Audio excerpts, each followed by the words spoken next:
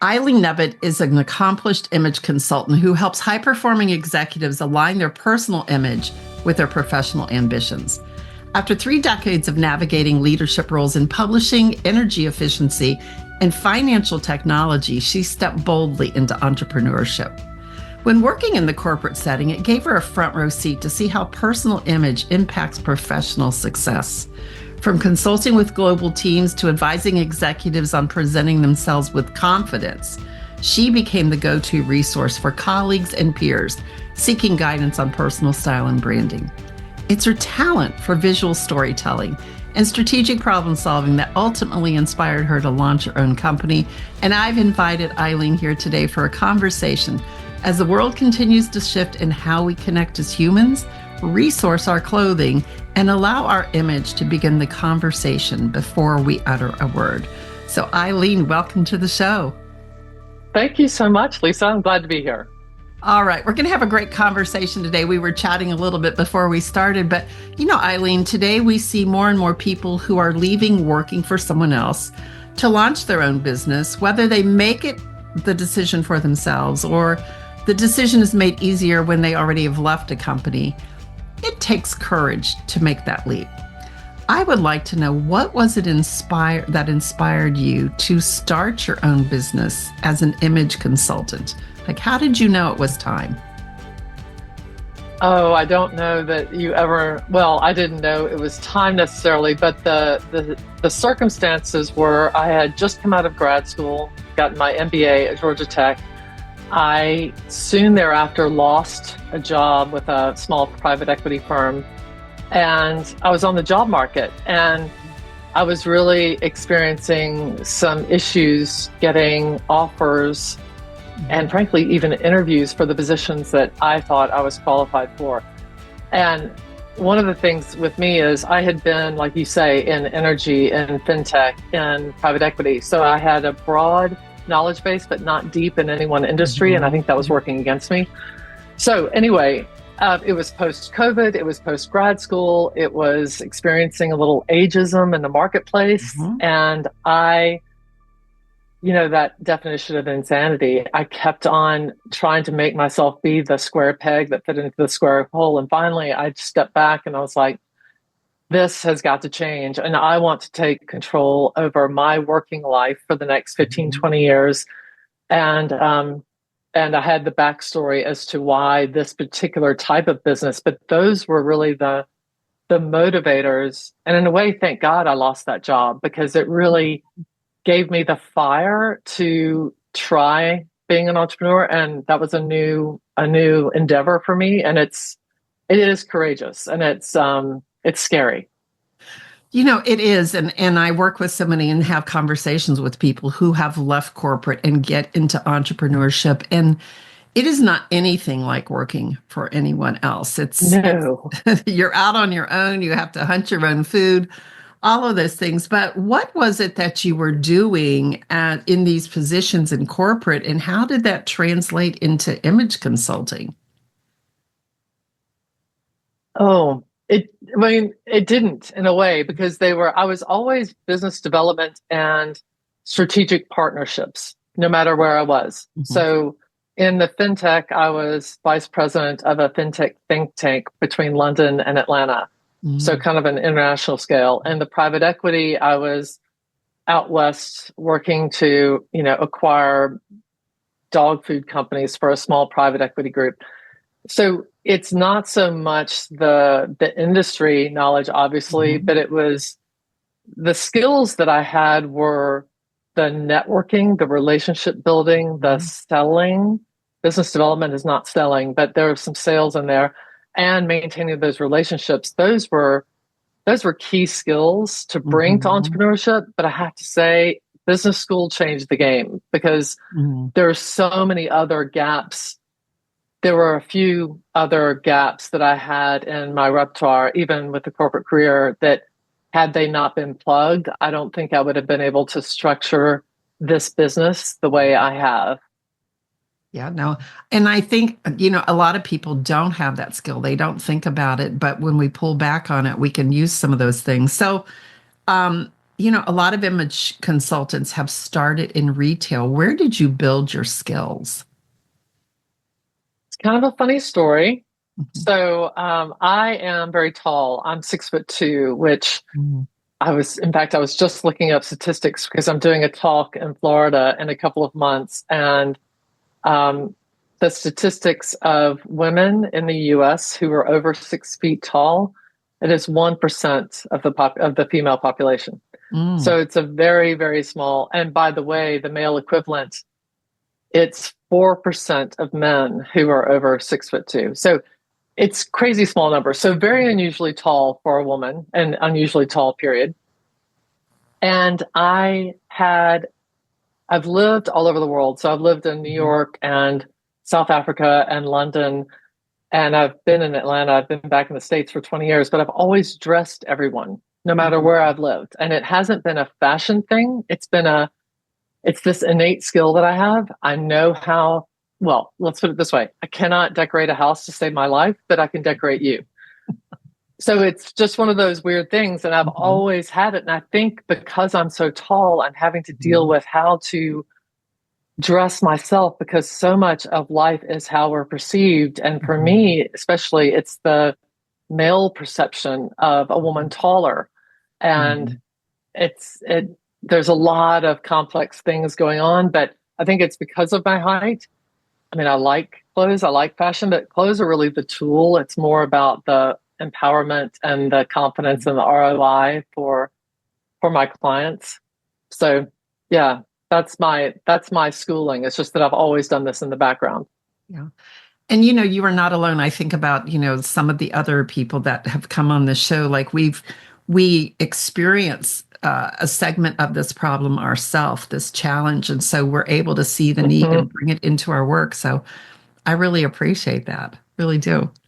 So many professionals struggle with their personal brand and style.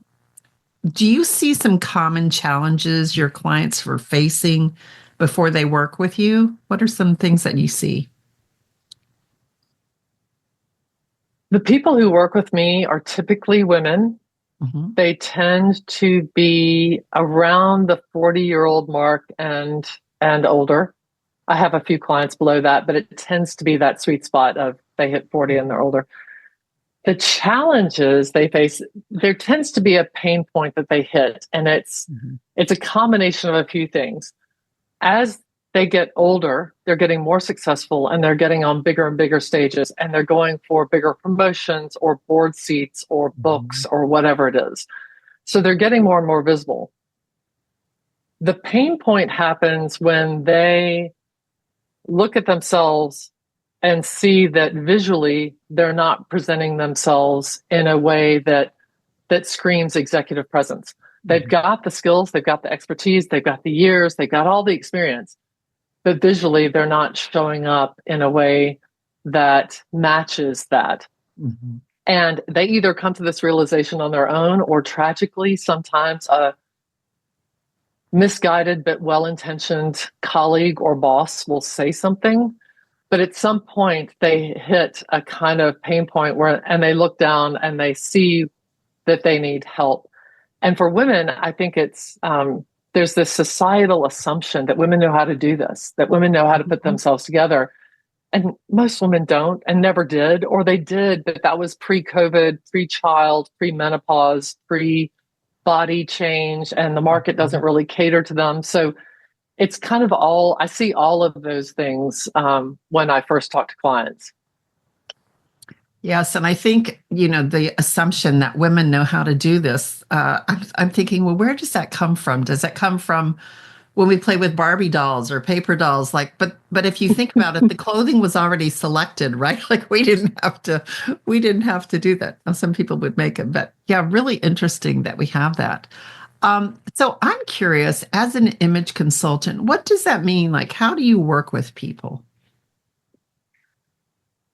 In a variety of ways. And um, they range from in-person services with clients, virtual, and then there's coaching. So if I break it down, if clients really don't know where to start and they're kind of putting their toe in the water and they're trying to figure this out, the coaching angle often works for them because they're figuring out what their brand is, why they should focus on it, why there should be a strategy behind it, what the ROI could mean to them and their career. So there's the coaching part of it, the consulting part of it.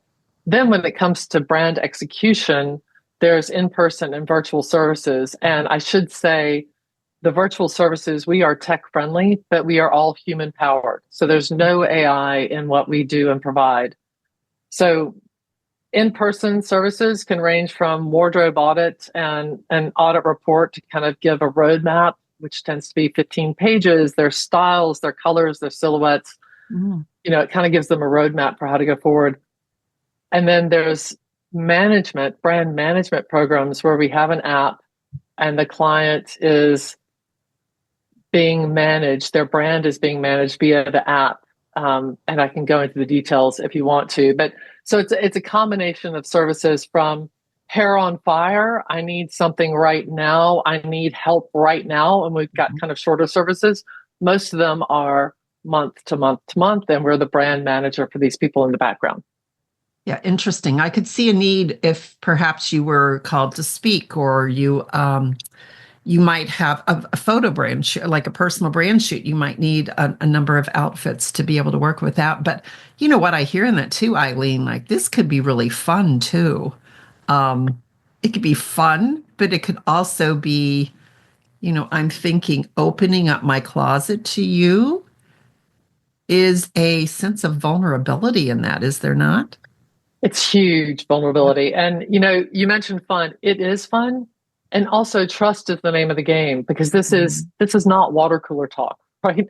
This is not women at the office saying, you know what, I really need help. I wonder who I should go to. So it's a high trust, high intimacy thing.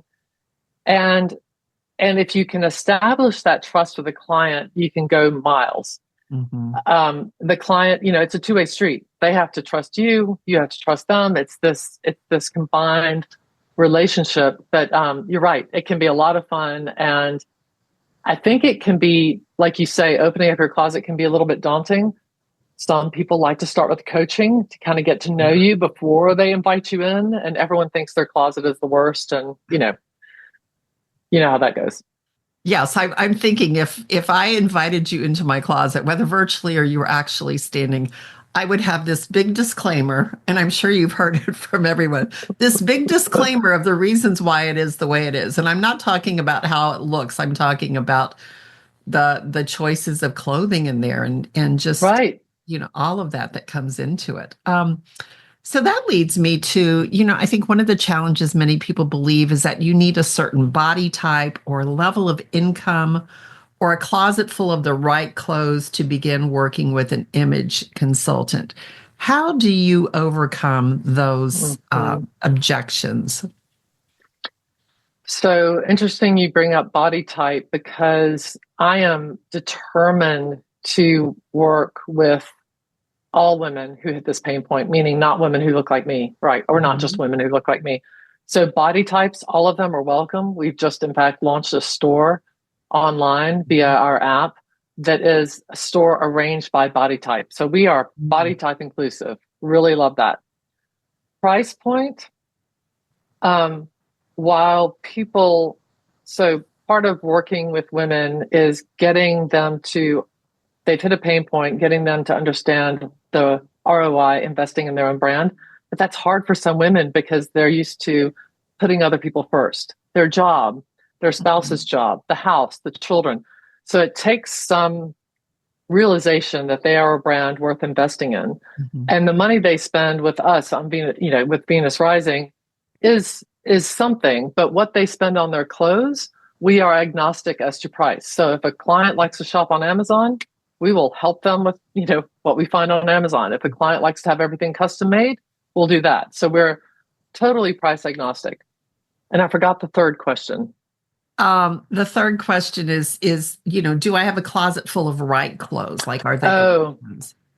Well, and that's another great point, because a lot of people think of image consulting as going out and buying all new. And yeah, so We do not do that. We very much want to work with what you have already, because a lot of people don't know how to shop and wear and pair and wear in their own closet. So we definitely start there. It's probably 15% of the time when we're actually buying new things. It's more about figuring out your body type, your silhouette, your colors, your brand, and then working with what you have. And if you've got gaps, we help you fill them.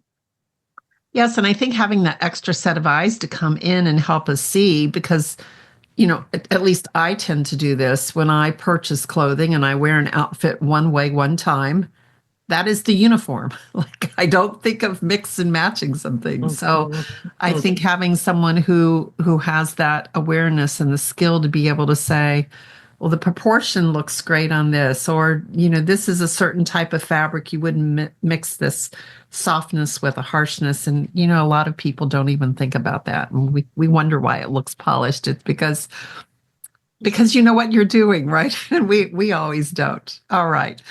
So, one thing I discovered, just kind of an observation looking around, is during COVID, we were not shopping in the same way. Like, how we shopped completely changed. Where we go to the stores that we used to go to, they may not be stocking the type of clothing or stocking the same type. Styles change.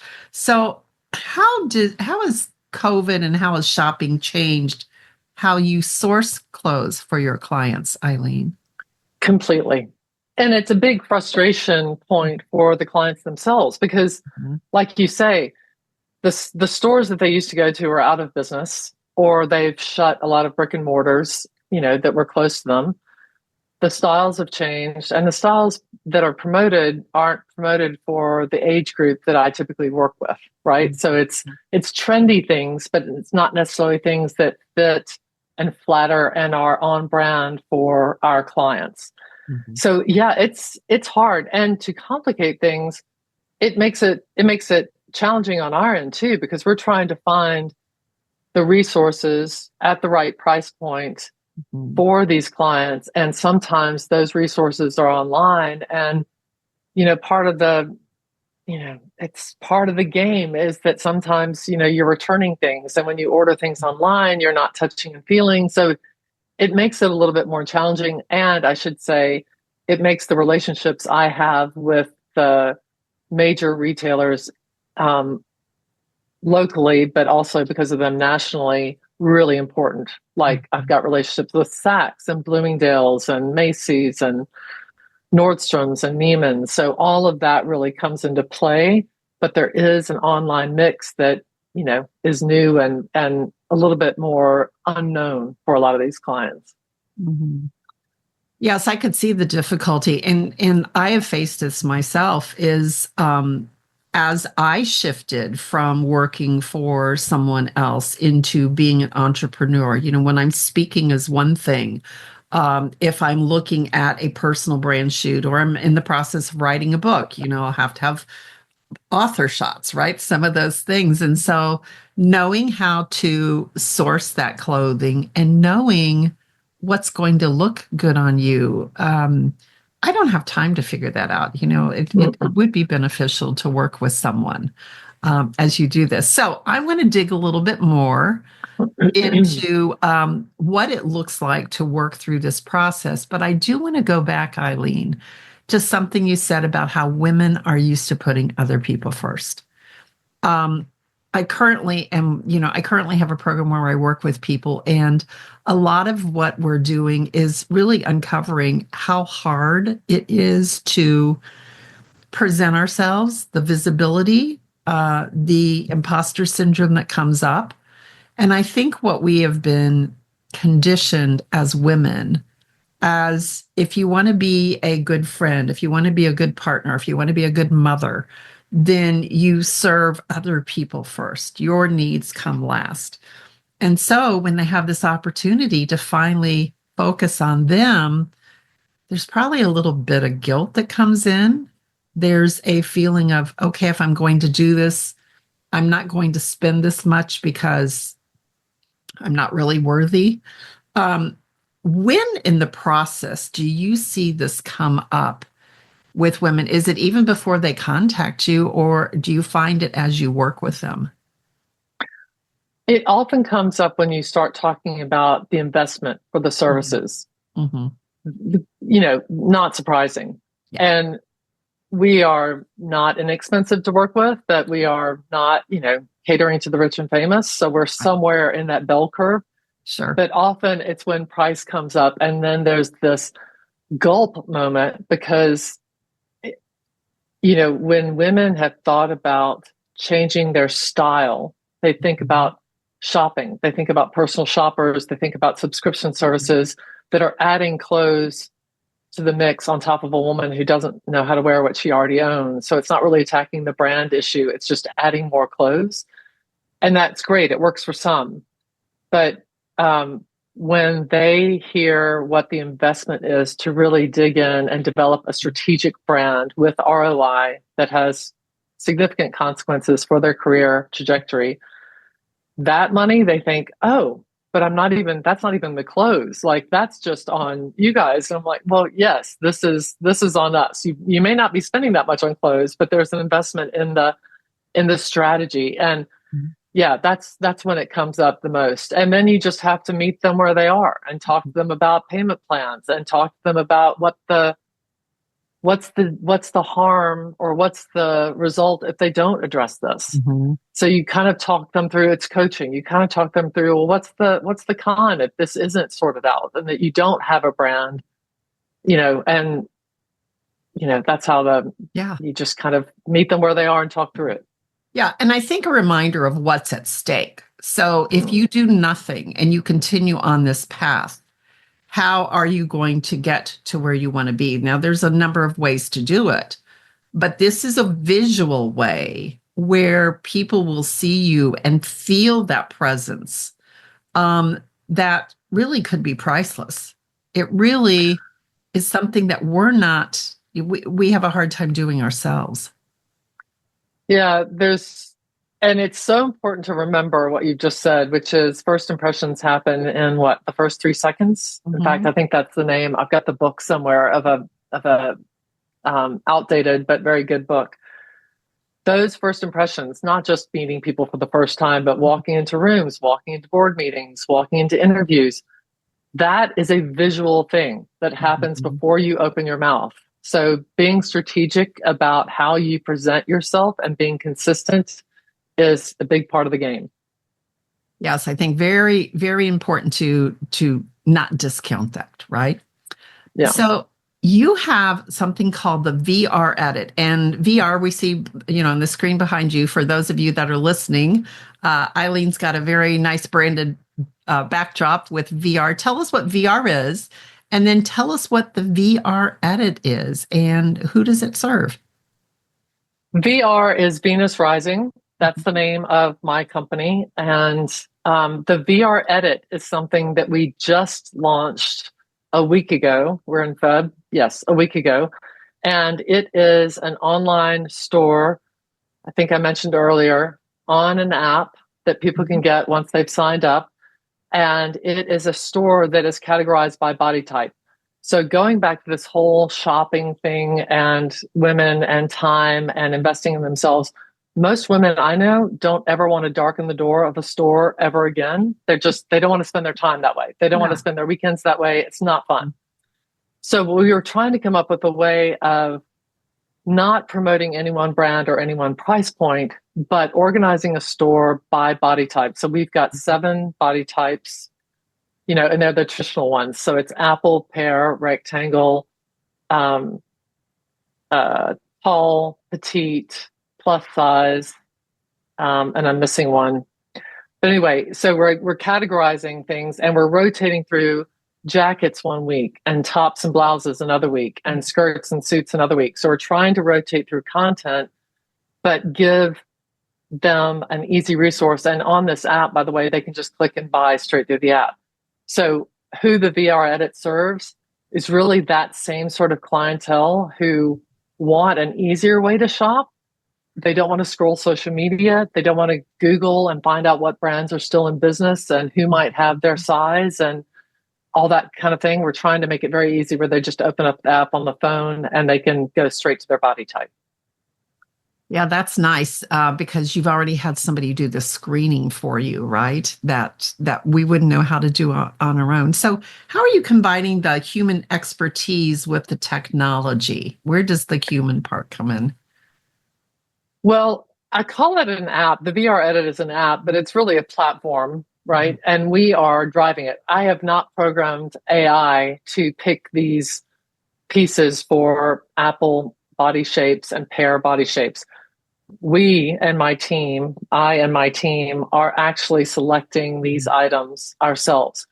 So as the store grows, as VR Edit grows, there will be more people behind that effort, but it is labor intensive for us and worth it, I think, to be able to say, this is why we picked these pieces, have a look.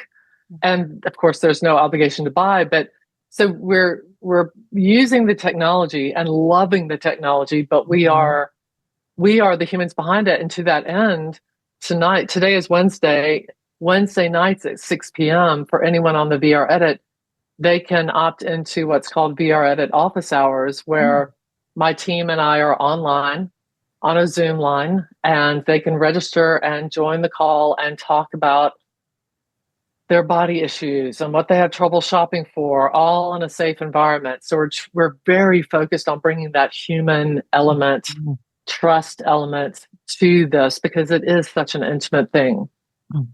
Yes, it really is, because our clothes reflect who we are, reflects how we feel about ourselves, and it reflects, where we end up going in our work, in our careers, and even how we interact with people. So I think that's all really good. So I guess my other question, Eileen, is as people work with you, what are maybe you could share a success story or two? Don't have to give names, don't have to give a name of a company. We want to protect people's privacy, but tell us maybe about a transformation you've been part of. The first one that comes to mind is a senior level executive at a major car company. And she is a lawyer who has been very successful very early in her career.